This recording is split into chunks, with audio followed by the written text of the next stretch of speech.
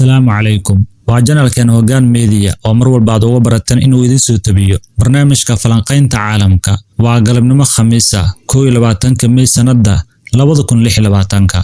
Barnaamijkan falanqaynta qaybtan waxaa ku soo qaadan doonaa Mareykanka iyo Israa'iil oo qorsheynayay in madaxweynihii hore ee Iiraan Maxamuud Ahmadinejad loo calaamad saaro hogaamiyaha Iiraan kadib marka laga takhaluso hogaamiyihii hore ee ay dileen Ayatollah Ali Khamenei sida uu sheegay wargeyska The New York Times. Haddaba qorshihii maxaa iska bedelay maadaama horey loo dilay hogaamiyihii hore u hogaamin jiray dalka Iiraan ee Ayatollah Ali Khamenei?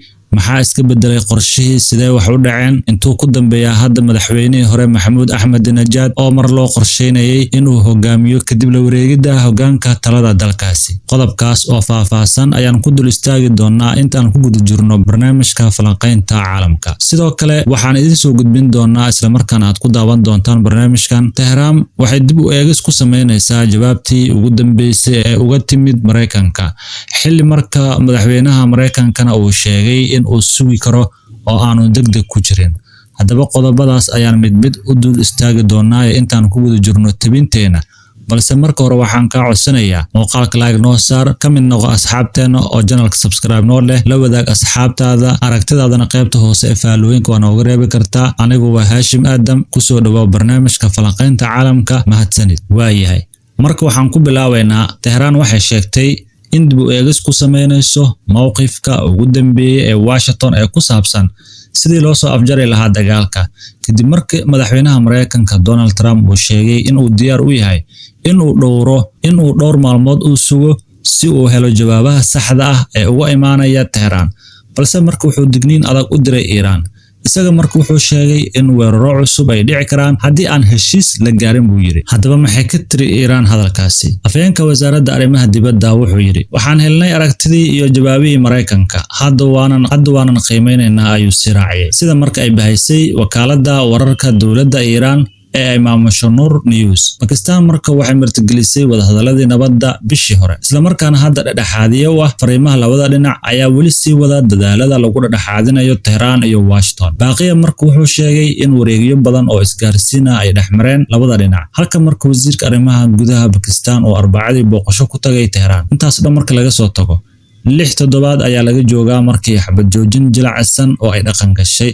Hase yeeshee marka wadahadaladii lagu soo afjari lahaa dagaalkan wax horumar oo muuqda lagama gaarin baa la leeyahay. Dhanka kale marka qiimaha shidaalka oo cirka isku sii shareeray ayaa sare u qaaday walaaca laga qabo sicir barar iyo saameynta ku yeelan karto dhaqaalaha dunida. Sidoo kale marka Trump wuxuu cadaadis siyaasadeed kala kulmayaa gudaha Mareykanka iyadoo marka doorashooyinka dhexe ee Congress-ka ee bisha November ay soo dhow yihiin, isla markaana heerka taageeradiisa ay hoos ugu dhacday meel ku dhow heerkii ugu liitay tan iyo markii uu dib ugu soo laabtay aqalka cad. Arrinkan marka waxaa sabab weyn u ah baa la leeyahay kororka qiimaha shidaalka. Rumaysta haddii aynan helin jawaabaha saxda ah, arrimuhu si degdeg ah ayay isu bedeli doonaan. Dhammaanteen waan u diyaarnahay ayuu Trump marka u sheegay wariyaasha ku sugnaa saldhigga Joint Base Andrews. Markii wax laga weydiiyay muddada uu sugayo, Trump wuxuu yiri waxay noqon kartaa dhowr maalmood, balse sidoo kale si dhaqso leh ay wax walba isu bedeli karaan. Trump marka wuxuu mar kale ku celiyay in uu go'aansaday inaan Iiraan loo ogolaan inay hesho hub nuclear ah. Waxaan maraynaa marxaladii ugu dambeeyay arrinta Iiraan. Waxaan arki doonaa waxa dhaca. Ama heshiis baa la gaarayaa ama waxaan sameyn doonaa waxyaabo xoogaa qalafsan. Balse rajaynaynaa inaan taasi dhicin, ayuu Trump horay maalinkaas ugu sheegay wariyaasha. Anigu waxaan doorbidayaa in dad yar la dilo halkii dad badan la dili lahaa. Waan sameyn karnaa ayuu raaciyay. Dhanka kale marka ciidamada ilaalada kacaanka Iiraan waxay digniin culus ka bixiyeen weeraro cusub oo lagu qaado dalkooda haddii gardaro kale oo lagu soo qaado Iiraan. Dagaalkii gobolka lagu ballan qaaday wuxuu markan ka gudbi doonaa gobolka, ayay ku sheegeen bayaan rasmi ah. Iiraan marka waxay toddobaadka Mareykanka u gudbisay dalabyadii ugu dambeeyay sida ay Tehran sheegtay. Qodobadaas marka waxay si weyn uga eg yihiin shuruudihii uu Trump horey u diiday, kuwaas oo ay ka mid yihiin 1. in Iiraan ay maamusho maranbiyoodka Hormuz. 2. magdhow laga siiyo khasaaraha dagaalka. 3. cunaqabataynta laga qaado hantida Iiraan laga xiray dibna loo sii daayo. 3. cunaqabataynta laga qaado. 4. hantida Iiraan laga xiray dib loo sii daayo. 5. iyo in ciidanka Mareykanka ay ka baxaan gobolka. Maranbiyoodka Hormuz oo dagaalka ka hor laga mari jiray ku dhawaad 5 meelood meel shidaalka iyo gaaska dareeraha ee dunida loo dhoofiyo ayaa tan markii iyo dagaalka u bilowday ku sigtay baa la leeyahay in guud ahaanba uu xirmo. tani marka waxay noqon doontaa qalalaasihii ugu weynaa ee abid ku dhaca sahayda tamarta caalamka. Iiraan marka waxay soo bandhigtay khariirad muujinaysa waxa ay ugu yeertay aag badad si gaar ah loo maamulayo oo ku yaala maranbiyoodkaas. waxayna sheegtay marka in maraakiibta halkaas maraysa ay u baahnaan doonaan ogolaansho rasmi ah oo ay bixiso hay'adda cusub ee loo sameeyo xakameynta aaga. Iiraan marka waxay sheegtay in ay doonayso in ay maranbiyoodka u furto wadamada saaxiibka la ah ee u hoggaansama shuruudaheeda. tani marka waxay suurtagal ka dhigi kartaa baa la leeyahay in lacag laga qaado maraakiibta isticmaasha marankaas. arrinkan marka Washington waxay ku tilmaantay mid aan la aqbali karin. laba markab oo waaweyn oo Shiinees ah oo siday ku dhawaad 4 milyan oo fuusto oo shidaal ah ayaa ka gudbay maranbiyoodka Hormuz, halka markab kale laga leeyahay Kuuriyada Koonfureed oo sida 2 milyan oo fuusto oo shidaal ceyrin ah oo laga soo raray Kuwait uu isna marayay maranka isaga oo la shaqeynaya Iiraan. hay'adda marka la socota isu socodka maraakiibta ee lagu magacaabo Lloyd's List ayaa sheegtay in ugu yaraan 54 markab ay toddobaadkii hore ka gudbeen maranka Hormuz, taas marka oo laab ka badan ah tiradii toddobaadkii ka horeeyay. Iiraan marka waxay sheegtay in 26 markab oo ay 24 saac ugu dambeeyay ka gudbeen maranka, inkastoo marka tiradaasi weli aad ugu hooseyso 125 ilaa iyo 140 markab oo maalin kasta mari jiray ka hor dagaalka. duqeymihii marka ay fuliyeen Mareykanka iyo Israa'iil waxay kumanaan qof ku dileen gudaha Iiraan ka hor intaan xabad joojintu dhaqan gelin. sidoo kale marka Israa'iil waxay kumanaan kale ku dishay dalka Lubnaan, halka kumanaan kun oo qofna laga barakiciyay guryahooda kadib markii ay gudaha u gashay dalkaasi si ay ula dagaalanto ururka Xisbullah oo Iiraan ay taageerto. weerarada Iiraan marka ay ku qaaday Israa'iil iyo qaar ka mid ah wadamada Khaliijka iyaguna sababay dhimashada 10 qof.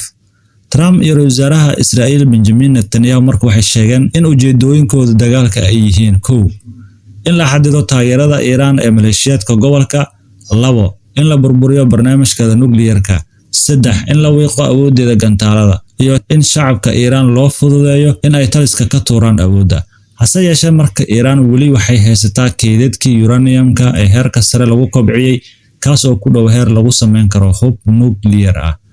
marka waxay sidoo kale sii haysataa awoodeeda gantaalada, diyaaradaha aan duuliyaha lahayn iyo kooxaha ay taageerto, kuwaas oo marka ay ku cabsi gelin karto dalalka dariska ah. hoggaanka diimeed ee Iiraan marka waxay horaantii sanadkan si adag u caburiyay kacdoon balaaran oo gudaha ka dhacay ilaa iyo imika ma wajahayo mucaarad abaabulan oo muuqda tan iyo markii dagaalka uu bilowday. daawada halkaas haddii aan ku dhaafno qodobkaas aan u imaano qodobka xiga. sida uu qoray marka wargeyska The New York Times, Mareykanka iyo Israa'iil ayaa dagaalka ay ku qaadeen Iiraan uu galay qorshe marka ay doonayaan baa la leeyahay in lagu bedelo hoggaanka taliska Iiraan. marka iyadoo kursiga hoggaanka loo diyaarinayay madaxweynihii hore Iiraan Maxamuud Ahmadinejad oo lagu yaqaan mowqifyo adag iyo hadallo kulul. wargeyska marka wuxuu soo xigtay saraakiil Mareykan ah oo lagu wargeliyay waxa uu ku tilmaamay qorshe aad u dhiiran oo halis badan, balse arrimuhu si degdeg ah fara uga baxeen, halka aan hadda la ogeyn meesha uu ku sugan yahay Ahmadinejad iyo xulufadiisa. kadib dilkii hogaamiyihii sare Iiraan Ali Khamenei, madaxweynaha Mareykanka Donald Trump waxaa la sheegay in uu ka fikirayay in qof gudaha Iiraan ka soo jeeda uu la wareego hoggaanka dalka, sida ay qortay New York Times. wargeyska marka wuxuu yiri in la yiraahdo Ahmadinejad wuxuu ahaa doorasho aan caadi ahayn waa hadal aad u hooseeya xaqiiqda.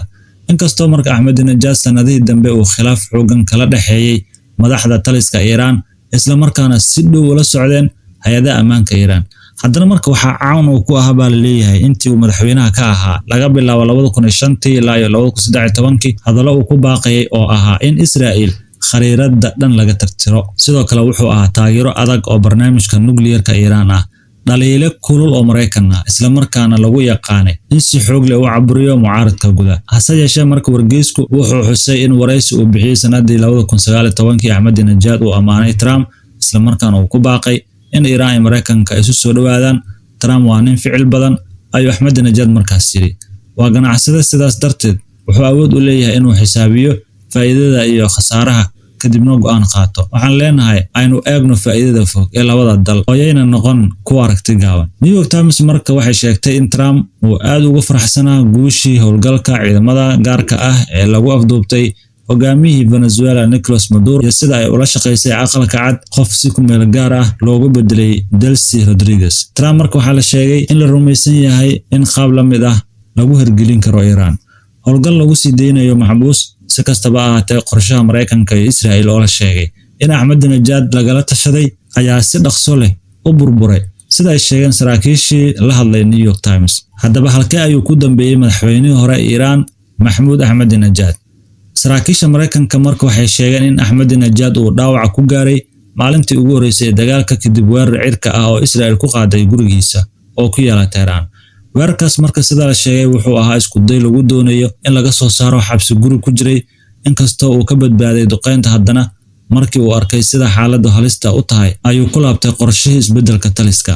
waxaana tan iyo markaas marka aan la ogeyn baa la leeyahay halka uu ku dambeeyo. Maqaal uu bishii Maars qoray wargeyska Atlantic ayaa sheegay in weerarka guriga Ahmadinejad uu dhab ahaantii ahaa howlgal lagu jibinayo xabsi guri, isagoo marka soo xiganaya dad ku dhow Ahmadinejad oo aan magacyadooda la shaacin. kadib maqaalkaas New York Times waxay sheegtay in ay xaqiijin ka heshay qof ku dhow Ahmadinejad oo sheegay in isaga laftigiisa uu fahmay in duqeynta cirka ahi ay ahayd isku day lagu sii deynayo. qofkaas markuu wuxuu sheegay in Mareykanku aaminsanaa in Ahmadinejad awood u leeyahay inuu hogaamiyo dalka isla markaana maareyn karo xaaladda siyaasadeed, bulsho iyo militari ee Iran.